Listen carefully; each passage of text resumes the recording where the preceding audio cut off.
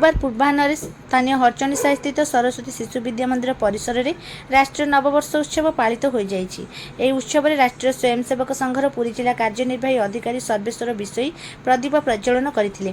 विद्यालय वरिष्ठ आचार्य कल्पलता मिश्र अतिथि परिचय प्रदान करथिबा बेले विद्यालय प्रधान आचार्य रवींद्र कुमार नंद और विद्यालय परिचालना समितिर सदस्य सोनलता दास प्रमुख उपस्थित थिले।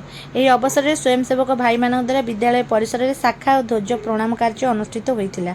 मुख्य अतिथि श्री विषयी राष्ट्रीय नववर्षर आभिमुख्य उपस्थापन करी उपस्थित शिशु मानक अनुप्राणित कराइथिले।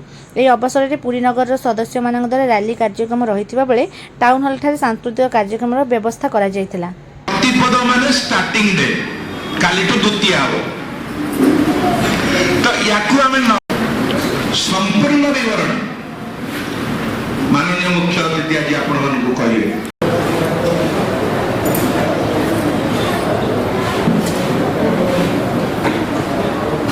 जय जगन्नाथ। गणित ध्वजा विमंडिता भारत माता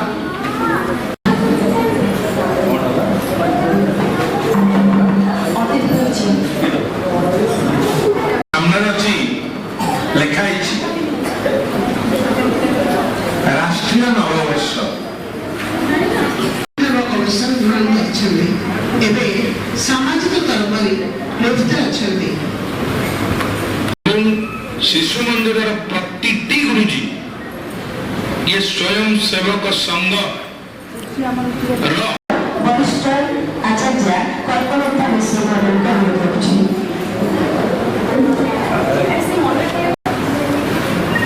से डॉक्टर पास करते पाठ पढ़ी किंतु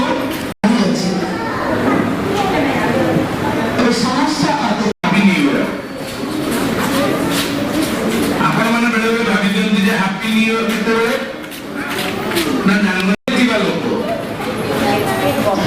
से होचंती डॉक्टर विद्यालय तरफ स्वागत अभिनंदन एतिसह